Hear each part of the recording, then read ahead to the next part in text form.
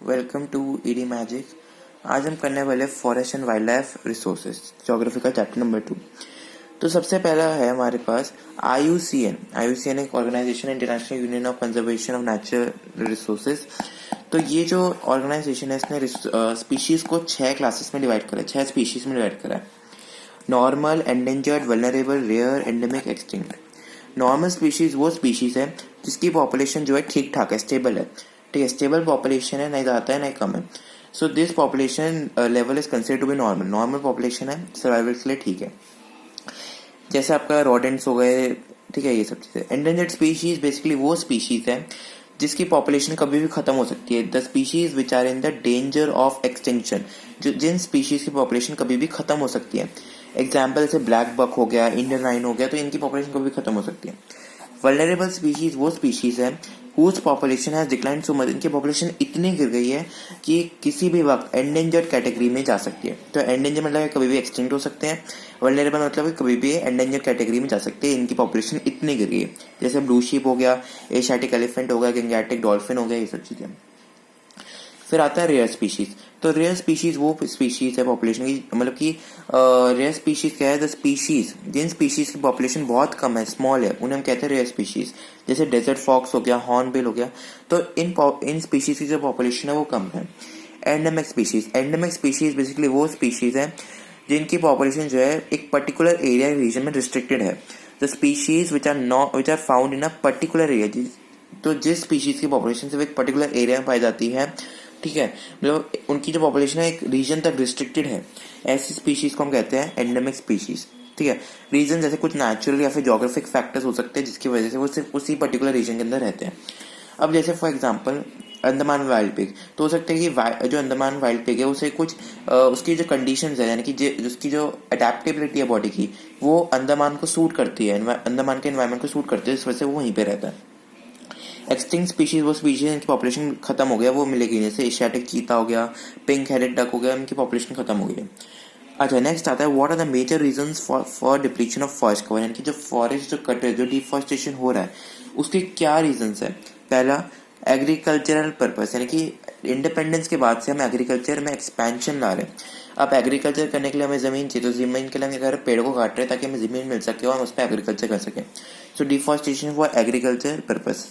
दूसरा, shifting cultivation on which still practice in substantial parts of tribal belts, यानी कि हमारे देश के कुछ ऐसे जगह है, पार्ट्स है ट्राइबल बेल्ट्स के। ठीक है, ट्राइबल बेल्ट्स मतलब कि जहाँ जिन जिन एरियाज में ट्राइबल्स की पॉपुलेशन ज़्यादा है, उन जगहों पे आप देखोगे शिफ्टिंग कल्टीवेशन बहुत ज़्यादा प्रैक्टिस करा जाता है। शिफ्टिंग कल्टीवेशन में क्या होता है कि एक लैंड पे आपने क्या किया, क्रॉप्स को जलाया, ठीक है, फिर उसकी जो ऐश है वो ज़मीन के साथ मिलेगी, और ये जो जब वो ज़मीन पे जाएगी ऐशेज सारी उस क्रॉप की, तो जितने भी मिनरल्स है वो वापस ज़मीन के नीचे चले जाएंगे, जिस वजह से जो ज़मीन है वापस फर्टाइल बन जाएगी। तो ये जो प्रोसेस होता है बहुत स्लो होता है।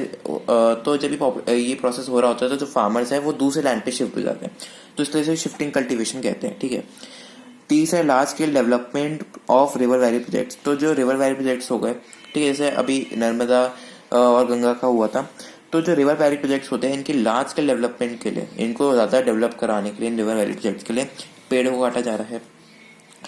इसके अलावा माइनिंग एक्टिविटी, जहाँ जहाँ पे माइनिंग होती है, अब देखो माइनिंग के लिए भी जो है बहुत सा स्पेस चाहिए होता है, तो उसके लिए अगेन जो है डिफॉरेस्टेशन कर रहे हैं हम।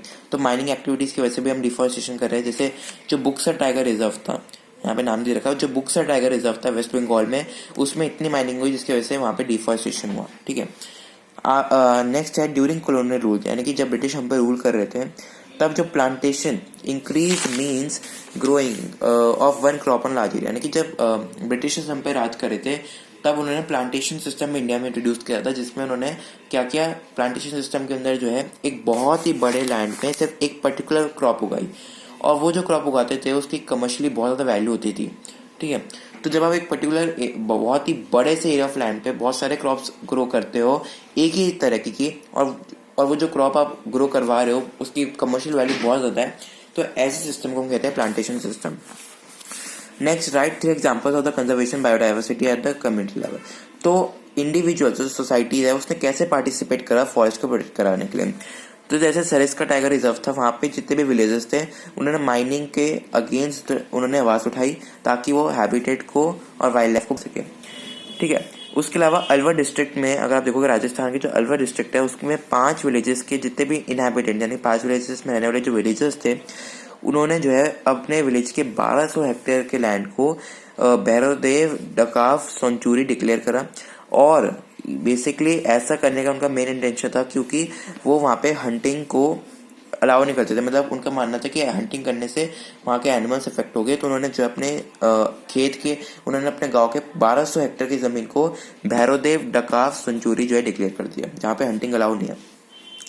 आपने फेमस चिपकू मूवमेंट के बारे में क्लास 4-5 से पढ़ते आ रहे हो ईवीएस में कि जो चिपकू मूवमेंट था उसमें क्या था कि जो लोग थे वो पेड़ से चिपट गए, पेड़ से उन्होंने हक किया और बोला कि ये पेड़ नहीं कटने देंगे। तो अगेन ये किसके खिलाफ था? डिफॉरेस्टेशन के खिलाफ था। अब हमारे आप देखोगे इंडिया में फॉरेस्ट को 3 पार्ट्स में क्लासीफाई करा है, रिजर्व्ड, प्रोटेक्टेड, अनक्लास्ड।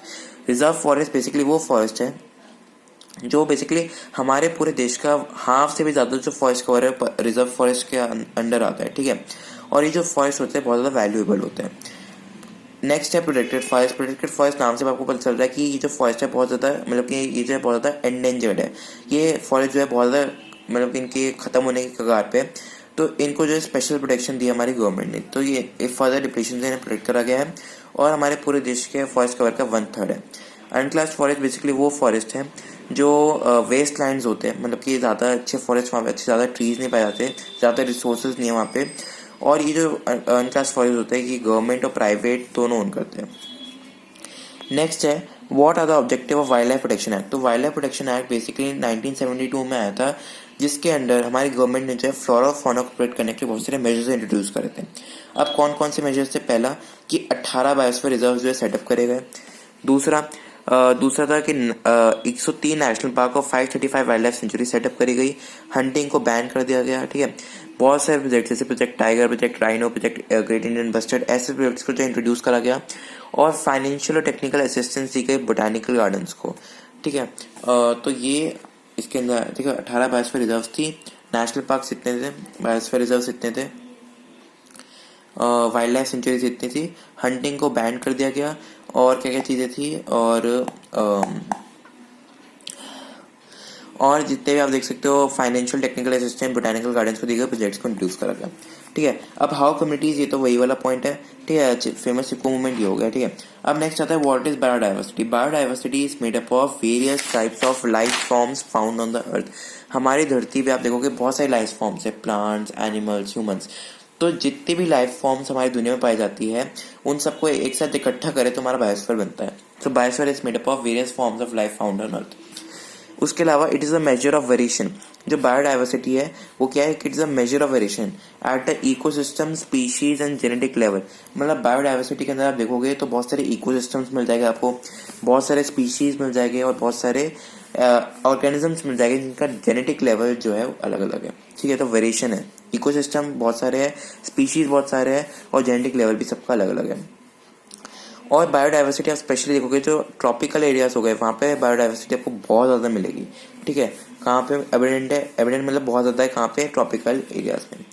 अब बायोडाइवर्सिटी ने ह्यूमंस को कैसे एडवांटेजेस साबित हुए? पहले एग्रीकल्चर, ठीक है। अब एग्रीकल्चर मतलब कि ऑफकोर्स ये बात है, जब हम प्लांट्स को उगाते हैं किसके लिए उगाते हैं? जैसे राइस हो गया, वीट हो गया, तो इन सबको हम क्यों उगाते हैं? खाने के लिए। तो बहुत सारे प्लांट स्पीशीज है हमारे खाने के लिए यूजफुल होते हैं, ठीक है। So variety of plant species are helpful for the humans for satisfying the need of food. तो एग्रीकल्चर में मदद करता है, साथ साथ बिजनेस एक्टिविटीज में मदद करता है, लेजरली एक्टिविटीज में मदद करता है, इकोलॉजिकल सर्विस प्रोवाइड करता है, इंडस्ट्रीज में मदद करता है। तो ये सब फैक्टर्स एडवांटेज है इसके बायोडाइवर्सिटी के ह्यूमंस को। इसके बाद ये वाला क्वेश्चन इतना इंपॉर्टेंट नहीं है। Next, the destruction of biodiversity is highly correlated with the loss of cultural diversity के 4 facts to support this statement.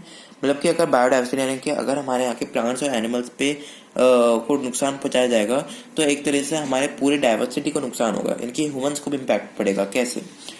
तो पहला, अगर हम फ्लोरा और फौना को डिस्ट्रॉय करेंगे, अपने बायोलॉजिकल डाइवर्सिटी को डिस्ट्रॉय करेंगे, इससे क्या होगा कि इट विल इंक्रीजिंगली मार्जिनलाइज यानी कि छोटा कर देना, इम्पावरिश मतलब कि गरीबी, ठीक है। मैनी फॉरेस्ट डिपेंडेंट कम्युनिटीज, यानी कि अगर हम अपने पेड़ पौधे काट देंगे तो उससे क्या होगा कि जो कम्युनिटीज हमारे सोसाइटी में जो भी कम्युनिटीज जो फॉरेस्ट पे डिपेंडेंट होती है अपने लाइवलीहुड के लिए, वो जो कम्युनिटीज़ है उनका तो बेचारे का लाइवलीहुड सारा खत्म हो जाएगा, उनका पैसा कमाने का जरिया खत्म हो जाएगा, जिसकी वजह से क्या हो जाएगा, पुअर हो जाएगा, यानी कि इम्पॉवरिश हो जाएंगे और मार्जिनलाइज, यानी कि वो छोटे हो जाएंगे। ठीक है, तो ज़्यादा डिस्ट्रक्शन की वजह से क्या होगा कि जो फॉरेस्ट डिपेंडेंट कम्युनिटीज़ है वो क्या हो जाएगी, इम्पॉवरिश हो जाएगी।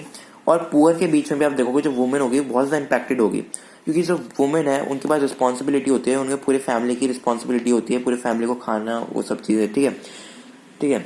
सो women bear the major responsibility of the basic substances need, यानी कि पूरी फैमिली की नीड्स को पहुंचाने के लिए वुमेन जो है बहुत इंपॉर्टेंट है। ठीक है, तो अगर ये फॉरेस्ट वॉरेस्ट सब खत्म हो गए तो जो वुमेन है उनके लिए जो ड्रजरी है, यानी उनके लिए जो मिजरी है, उनके लिए जो दिक्कत है वो और बढ़ जाएगी, क्योंकि अब क्या होगा, उन्हें जो है अब देखो, फॉरेस्ट में अगर कोई रहता है तो सिर्फ फॉरेस्ट पे रिसोर्स पे डिपेंडेंट होता है।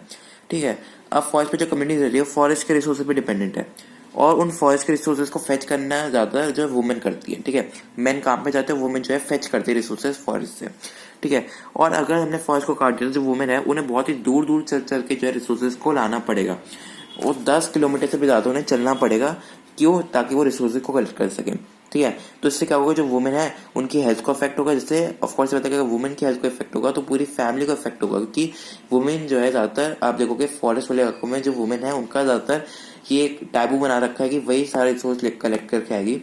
तो अगर वुमेन नहीं कर पाएगी, अगर वुमेन की तबीयत खराब हो जाएगी तो कौन करेगा परिवार से, तो ये एक टैबू बन जाता है वहाँ पे। तो इससे क्या होगा, चिल्ड्रन और होम पे इफेक्ट पड़ेगा। ठीक है, और अगर हम अपने वाइल्ड लाइफ को, अपने वेजिटेशन को नुकसान पहुंचाएंगे तो इससे क्या होगा, इसका इनडायरेक्ट इम्पैक्ट होगा ड्राउट या फिर फ्लड्स। क्योंकि अब क्या होगा, पेड़ नहीं होगा तो क्या होगा कि सॉइल को बांधने वाला कोई नहीं है ना, रूट्स नहीं है, तो सॉइल जो है वो लूज हो जाएगी। तो अगर पानी आएगा, हवा आएगी, तो उससे क्या होगा कि जो सॉइल है वो डिग्रेड हो जाएगी, तो उससे क्या होगा, लैंड डिग्रेडेशन भी होगा, साथ साथ इनडायरेक्टली जो है ड्राउट्स और फ्लड्स का भी कारण ये बन जाता है। और ऑफकोर्स ये बात है, पुअर पीपल को तो ज्यादा हिट करता है, क्योंकि पुअर पीपल के घर इतने मजबूत होते नहीं, तो वो खराब हो जाते हैं, टूट जाते हैं, पैसा होता नहीं उनके पास, वो इकोनॉमिक डैमेज को भी रिकवर नहीं कर पाते। ठीक है, जो रिच पीपल है उनका घर भी मजबूत होता है, बाई चांस खराब भी होगा, टूट फूट भी गया, तब भी उनके पास पैसा होता है जो इकोनॉमिक रिकवरी कर सकते हैं। तो पुअर, तो इन बायोलॉजिकल डाइवर्सिटी के डिस्ट्रक्शन का इनडायरेक्ट इम्पैक्ट क्या है, फ्लड्स और ड्राउट्स है, और पुअर पीपल को सबसे ज्यादा नुकसान पहुंचता है। तो आप एक तरह से कह सकते हो कि अगर एनवायरनमेंट पे डिस्ट्रक्शन होगा तो पॉवर्टी आएगी। कैसे, क्योंकि एनवायरनमेंट पे डिस्ट्रक्शन होगा तो ड्रॉट या फ्लड आएगा इनडायरेक्टली। ठीक है, ड्रॉट या फ्लड आएगा तो पुअर को हार्ड होगा, पुअर जो है और पुअर हो जाएगा, तो पॉवर्टी डायरेक्ट आउटकम हो जाएगा किसका, एनवायरमेंटल डिस्ट्रक्शन का। नेक्स्ट क्वेश्चन जीएफएम का बहुत इंपॉर्टेंट है, जॉइंट फॉरेस्ट मैनेजमेंट एक्ट। तो जॉइंट फॉरेस्ट मैनेजमेंट प्रोग्राम जो है बेसिकली इसके अंदर क्या है कि जो लोकल कम्युनिटीज यानी कि जो ट्राइबल कम्युनिटीज है इनका बेसिकली इनका इस्तेमाल करा जाता है इसके लिए इन the management and the restoration degraded forest, यानी कि जो फॉरेस्ट खराब हो चुके हैं, जिन फॉरेस्ट में डिफॉरेस्टेशन बहुत ज्यादा हो चुका है, वो डिग्रेड हो चुके हैं, उन फॉरेस्ट को मैनेज करने के लिए, उन फॉरेस्ट को दोबारा रिस्टोर करने के लिए, दोबारा रीन्यू करने के लिए जो लोकल कम्युनिटीज है वो आगे बढ़ रही है। ठीक है, तो joint forest management programs involves the local communities in the management and the restoration of the degraded forest. जो फॉरेस्ट डिग्रेड हो गए उनको वापस मैनेज और रिस्टोर करने की रिस्पॉन्सिबिलिटी किसको दी जाती है, लोकल कम्युनिटीज को। और ये कब स्टार्ट होता है, ओडिशा में स्टार्ट होता है 1988 में। अब क्वेश्चन है कि तो दो कैरेक्टरिस्टिक्स है जिसपे डिपेंड करता है। पहला, सबसे पहले क्या करना होगा, हमें लोकल इंस्टीट्यूशंस बनाने पड़ेंगे। ठीक है, सबसे पहले लोकल इंस्टीट्यूशन बनाने पड़ेंगे। वो जो लोकल इंस्टीट्यूशन हो गए वो प्रोटेक्शन एक्टिविटीज को अंडरटेक करेंगे, यानी कि जितने भी कंट्रोल होगा, यानी कि कैसे फॉरेस्ट को मैनेज करना है, कैसे फॉरेस्ट को रिस्टोर करना है, उसकी जितनी भी लीडरशिप होगी, जितने भी प्रोटेक्शन एक्टिविटीज होगी, वो इस लोकल इंस्टीट्यूशन के अंडरटेक ली जाएगी। ठीक है, उसके अलावा जो लोकल कम्युनिटीज होगी वो जो है डिग्रेडेड फॉरेस्ट के मैनेजमेंट और रिस्टोरेशन में मदद करेगी। ठीक है, तो सबसे पहले आप लोकल इंस्टीट्यूशन बनाओगे, वो लोकल इंस्टीट्यूशन जो है सारी प्रोटेक्शन एक्टिविटीज को अंडरटेक करेगी, फिर जो लोकल कम्युनिटीज है फिर वो डिग्रेडेड फॉरेस्ट के मैनेजमेंट और रिस्टोरेशन में मदद करेगी। ठीक है, कब हुआ था, उड़ीसा 1988 में। अब इसके दो बेनिफिट्स क्या है। सबसे पहला बेनिफिट ये है कि जो मेंबर जो इन लोकल कम्युनिटीज के हैं they are entitled with the intermediary benefits like non timber forest produce. मतलब कि जो लोकल कम्युनिटीज जो है फॉरेस्ट के मैनेजमेंट और रिस्टोरेशन में मदद कर रही है, उनको क्या मिलता है गिफ्ट में, उनको जो है नॉन टिम्बर फॉरेस्ट प्रोडक्ट्स मिलते हैं, कि जो फॉरेस्ट की जो चीजें टिम्बर की नहीं बनी हुई होती है उन्हें वो जो है गिफ्ट में मिलती है। ठीक है, और कभी कभार उनको टिम्बर भी मिल जाता है, harvested by the successful production. मतलब कि अगर देखो ये बहुत अच्छी लाइन है। अब जो लोकल कम्युनिटीज है वो फॉरेस्ट को बचा रही है एक तरह से, तो वो फॉरेस्ट को बचा रही है एक तरह से, एक नया फॉरेस्ट हार्वेस्ट करिए। अगर आप फॉरेस्ट को बचा रहे हो एक तरह से आप एक नया पेड़ उगा रहे हो। आपने आई थिंक ये सुना होगा लाइन, कहीं इंग्लिश में सुनी होगी लाइन, हिंदी में नहीं सुनी होगी, कि अगर आप एक पेड़ को बचा रहे हो जैसे आप एक और पेड़ को उगा रहे हो, तो वो जो है फॉरेस्ट को बचा रहे हैं, तो एक तरह से वो और फॉरेस्ट को हार्वेस्ट करा रहे हैं। कैसे सक्सेसफुल प्रोडक्शन, मतलब कि वो फॉरेस्ट को प्रोटेक्ट कर रहे हैं जिससे नए फॉरेस्ट हार्वेस्ट हो रहे हैं। तो उसको देखते हुए जो है उनको टिम्बर में भी दिया जाता है। ठीक है, अब एशियाटिक चीता देखोगे वर्ल्ड का फास्टेस्ट लैंड एनिमल है, 112 किलोमीटर पर आवर की स्पीड से चलता है। इसके चेहरे पे आप देखोगे बहुत ही शार्प लाइंस आपको मिल जाएगी। ठीक है, और आज देखोगे ये बहुत सारे पार्ट्स में दुनिया का एक्सटेंड हो चुका है, इंडिया में तो 952 में हो गया था। ठीक है, तो इसी के साथ हमारा चैप्टर होता है समाप्त। हिमालयन यू का पढ़ लेना। हिमालयन यू बेसिकली हिमालय में पाया जाता है, और ये अब देखो ये कैंसर की ट्रीटमेंट के लिए बहुत ज़्यादा इंपॉर्टेंट है, लेकिन अब ये ड्राई हो चुका है, जो बहुत ही ज़्यादा बुरी बात है। तो इसी के साथ चैप्टर पूरा होता है कंप्लीट। फॉरेस्ट वाला चैप्टर होता है, इसके important question complete. Then bye bye, stay safe and bye bye.